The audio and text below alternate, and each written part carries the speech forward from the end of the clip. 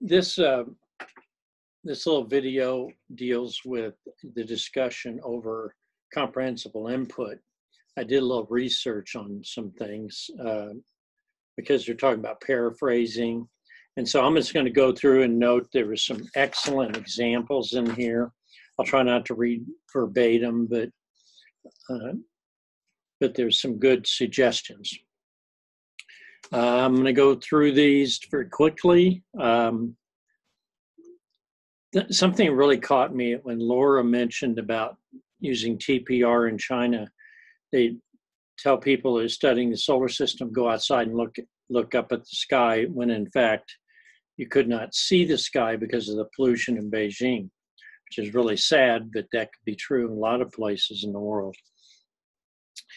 That just caught me, very unusual. And some other comments. Beware of using idioms, raining cats and dogs and things like that. You actually need to teach them because they're fascinating. And I would say that when you teach idioms, you also have students teach their idioms, that they may have expressions in Chinese or Spanish or something, which are untranslatable, except they're not literally understandable, but they're important to know. So idioms, major instructional area there, especially for oral language, because we usually don't write with idioms. We do, but not as much. Katie, you mentioned speaking in CALPS in the hallway, and I just thought that was interesting. I mean, speak CALPS in the classroom versus your conversational language in the hallway. And students have to get used to these division of how we speak in communicating and how we speak in academically communicating. And hopefully the CALPS will come over into our speech so that as a sign of being an educated person, you don't sound exactly like a droning essay, but you do sound very persuasive, and as opposed to being a Valley Girl or something. You remember that video I showed you about? Well, I've shown my 804 class. Some of you may have seen it, you know. And my other Katie, that's KDP, Palin, Katie Neerman, avoid over-complex instructions when you're talking to students, giving them instructions. Now, the PSYOP obviously have the objectives and language objectives, but it's very, very useful to make sure those instructions are not too difficult and that you don't over-paraphrase. You might actually, depending on the level of students, you want to think about your oral language and how you say things in one or two different ways. I did a little research on that. I'll show you a little later what I found there. That we need to practice it. Shannon, you mentioned that we need to practice our paraphrasing, and I decided to go looking for a book or some materials on that. I found some stuff on the internet's interesting, because paraphrasing normally talks about research and not plagiarizing, but we're talking about language paraphrasing for communication. April, you mentioned using one-word commands, not making it too complex, like you may say coats, means get your coats. Chair, put your chairs in, like at the end of school. Trash, pick up the trash, rather than say it in several different ways. We tend to be a little conversational. Jamie, you mentioned something very important, which I assume people do, but I don't know, that you prepare students with fill-in notes, and that you did this for a student. It really helped. You give kids, depending on how much detail, you give them an outline of what you're going to be talking about. And you don't give it to everybody, but you may give it in more detail to your EL students so that they're able to keep track of what you're talking about, because you're going to get panicked if you try to follow new note-taking in a second language. Can be tough. That's a big one there.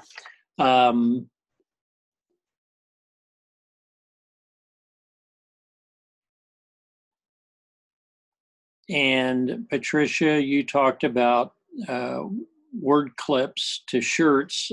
That one video about and I can't think what it is. They're getting iron out of the cereal, is the example. But whatever the key word is for the day, like mine would be bazinga, if it had any meaning, and you would have that on your shirt, and the kids would see it. So they would all know we're kind of centering our lesson on that particular word. That's a very helpful thing. There's some others here, and I think Patricia, I'm not sure who I have, about coach and teach. And you make sure everybody's doing it. Give me just a second. I'm going to stop this so I can look at my notes for just. Okay, I found what I was looking for. It's reading, coach, and have someone who reads, someone who coaches, and someone who teaches. Okay, and this was an excellent suggestion. I don't have the name on there. I don't know if it's Patricia or not, but it says, I do a lot of cooperative learning when I pair up, group, or assign jobs. I put them in, we do an activity where I group students in teams of 3. One will read the question. The coach will make sure everybody stays on task. And the teacher will be the one to teach the rest of the class how they came to their answer. So I like that, is that gives students the job of being a teacher. They're being responsible in their little group, and then they can do some research, or they can do some background, maybe on idioms. They could look up, what does that idiom mean? And then they could think, well, what is it in my language, or is there such a thing? And it also talks about scaffolding, which is very important. So I think that was important, that reader, coach, and teacher. And so the kids become responsible for teaching on that.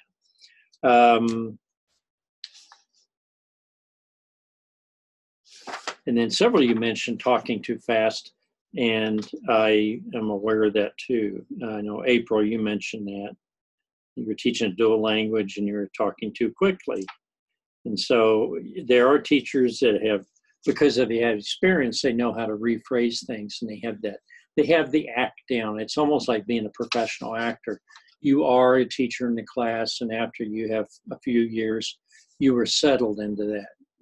You're settled in, you're confident, everything is at your fingertips or on the tip of your tongue, and you know it. You can just express it immediately.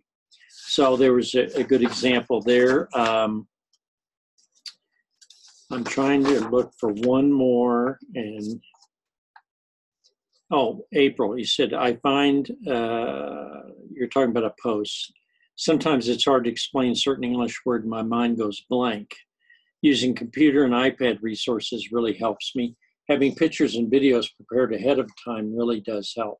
A couple of summers ago, I was teaching summer school. There were several EL students. Each week had a theme, and I made up a PowerPoint of pictures to go along with each theme.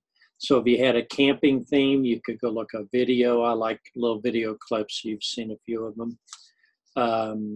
We even made s'mores in the microwave and sat in the dark with the campfire going, because they had a video of a campfire. So give them a camping experience without even mosquitoes, which is really sad, because I think the mosquitoes do their thing, right? And Jamie, you mentioned you do fill-in notes, and this is particularly, I wanted to mention, especially good for special content class, science. If you're going to teach the parts of the cell and something, you want to have visuals, but you also want to have as much backup as you can to all your words. You want to have something you can look at, kids can look at. You may use a. Now, Norma had one here that I wanted to read.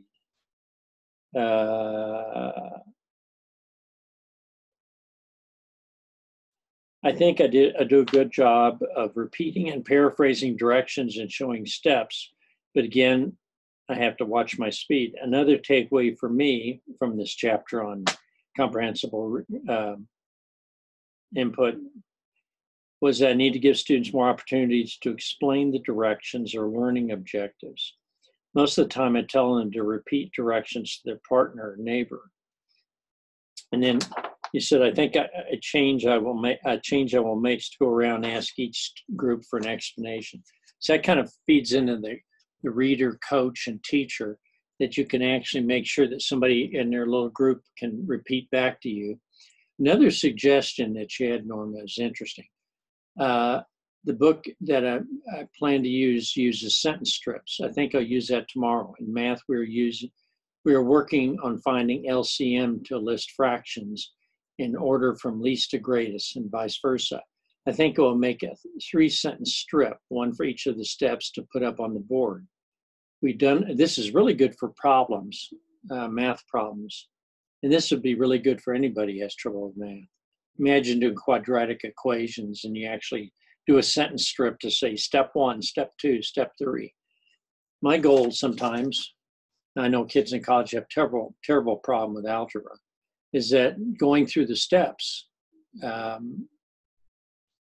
is critical, not skipping any little detail, even if it seems most people would know it, because most people don't always know all the steps. I do like how your ELL curriculum teaches vocabulary. You make a PowerPoint, again, a PowerPoint. I use it first 5 minutes of class 3 or 4 times a week. Students practice saying the words with singular and plural spellings. We review the meanings and discuss different examples of words, and if possible, we find out what the words are in Spanish and Somali. Just think how cool that is. I think anytime you get a little time to let in their native language, it's a huge plus. And I know you all are under so much pressure and speed and stuff. Again, I just ran across this again. Brittany, you were talking about idioms and how important it is to that.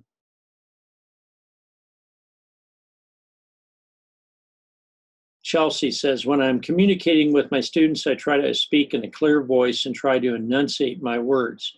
When asking a student a question or giving new information, I like to repeat myself at least twice, if not more, and then check for clarification from the students.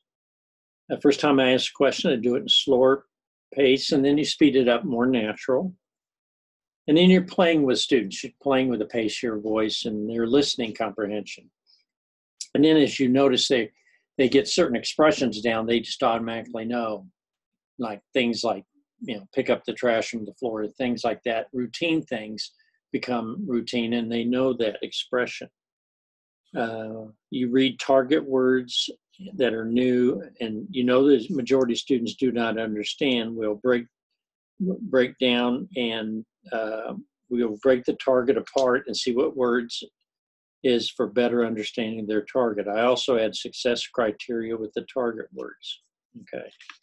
Sorry, I'm droning on a little bit, but I found that your discussion, and that's why I prize these discussions. Some of them I'm slower to get to, some of them are easier, but there's a lot to be learned in the discussions. You guys are sharing a lot of good stuff. And so I take away from this was I also liked Sarah Karsten, you mentioned about in your French class, which is really like ESL. I mean, you give them a heads up, you tell them, well, we're going to be working on tenses. You want to break down so you don't get that emotion of being overwhelmed. And that's always what we're dealing with in ESL, is that the language that normally for most students would not be a problem, but for ELs, it's going to be a problem because everything you throw at them is going to be a curveball. It's all going to be totally new to them. Also, Shannon, you mentioned that you use, I'm not sure if this is Shannon or this is Patricia, but one of you. You have a persuasive organizer way to model for students when they write an essay, and then they can plan out the persuasive aspects. Now, this is not something ESL actually does very much deal with. I think academically you can challenge your students, EL students, because rationally, intellectually, in middle school certainly, even if they have limited English, persuasive arguments have to be introduced. And if you can introduce the structure of that, and also how the English language is structured.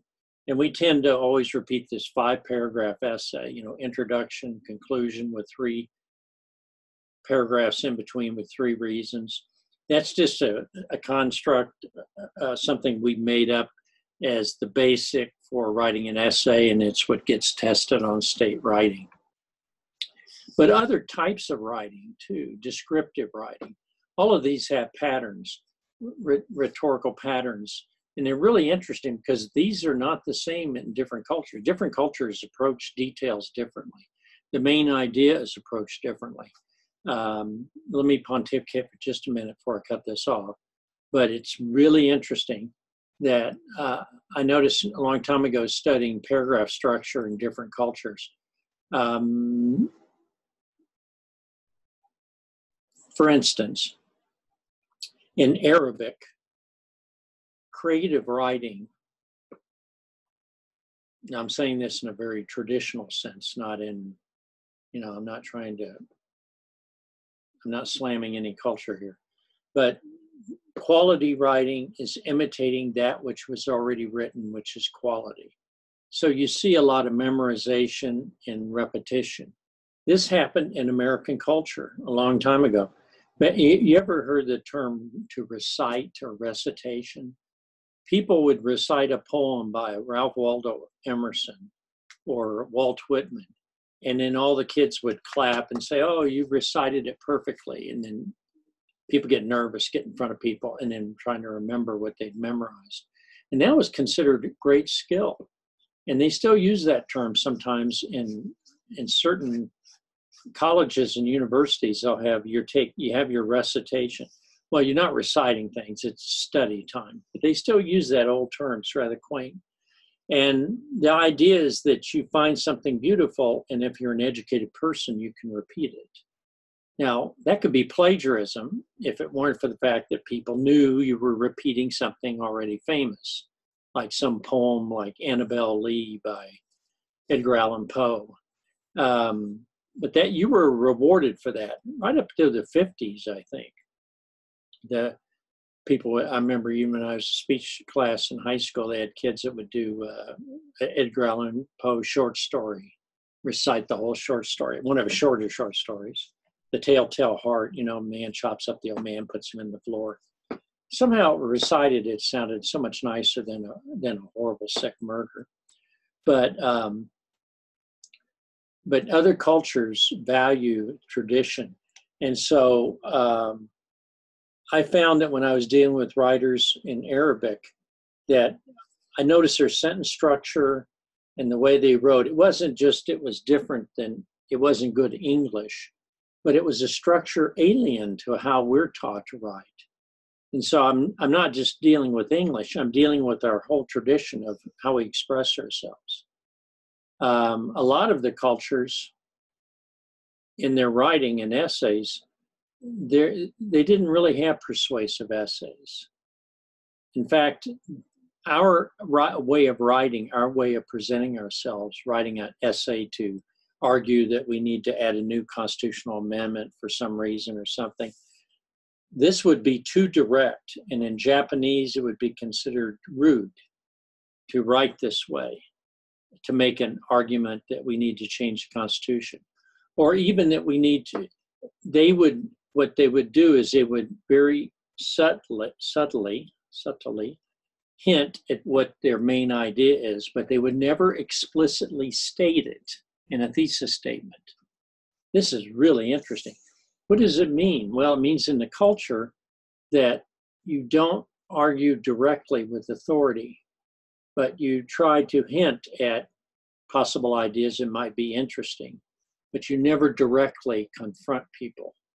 And certainly in their language, in the way it's constructed in Japanese, you have to be extremely careful to be respectful at all times, not just of older people, but in dealing with other people.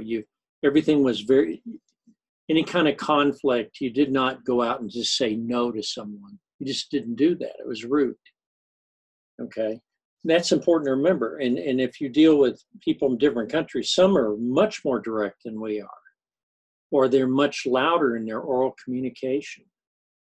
And I've seen cases where people from different cultures in a professional setting, that one person, maybe from Latin America, is very, very loud in their speaking, and you can hear them all over the place, but they're not yelling in a sense of anger, but they're just, that's the way they talk. And people in parts of the United States, certainly central United States, they don't like that direct, loud speaking. They're actually offended by it. They think it's rude and abusive. These are serious issues. And so when you look at how people write and the way their sentences are structured even, I noticed with Arabic, they never took a side. They would say, having petrodollars to build our industry in Saudi Arabia is wonderful. And then they would put an and they would write something a little bit different. The idea of balance and harmony. So they would try to recreate in their writing in English, this same structure. This is good, but this is good. And you'd read this and finally you'd say, please tell me which side you're on. You're driving me crazy. And they would look at you and said, this is how I'm presenting it. If you ask me to make a choice between A or B, I will write about the merits of both of them. Instead, in a persuasive essay, we'll say, no, make your idea that you're for A and that B has some benefits, but overall it doesn't make the standard. This stuff is so interesting at rhetorical analysis. And you could actually, I've seen people draw a circle saying that in certain cultures, they circle around the topic. They never really address it directly. Get the hint, get the hint. I'm trying to help you reach a decision, but I would never directly contradict you because that's unethical or it's rude. It's not allowed, it's forbidden. And people that contradict are out. They're cut off, they're shunned. So we have some of that in our own culture. We like you to be direct, but we don't want you to be too loud. And then other cultures, they write a research paper, they don't come to a conclusion. They kind of present you with two wonderful options, and you can choose either one and everyone's happy. And we don't think that way. We think you got to choose. Also affects the structure of the paragraphs. Some of them have real thin paragraphs. Some cultures have really long sentences, like German has huge sentences that go on and on and on. In English, I always tell students 12 words, that's about it. 8 to 12, and you can have a 3 or 4 word sentence once in a while. You can have a 25 word sentence once in a while, but you should average about 10 to 12 words. Because some cultures, people punctuate differently, so it just runs on and on and on. So when you talk about comprehensible input, be aware that their input or whatever it is, output to you in their writing reflects their culture and their way of persuading them, of persuading you, or maybe not persuading you. A lot of times the easiest essay to have international students write was a essay describe the most beautiful place you've ever been. And that just means lots of adjectives. And then you have beautiful written 40 times because they don't know a synonym for beautiful.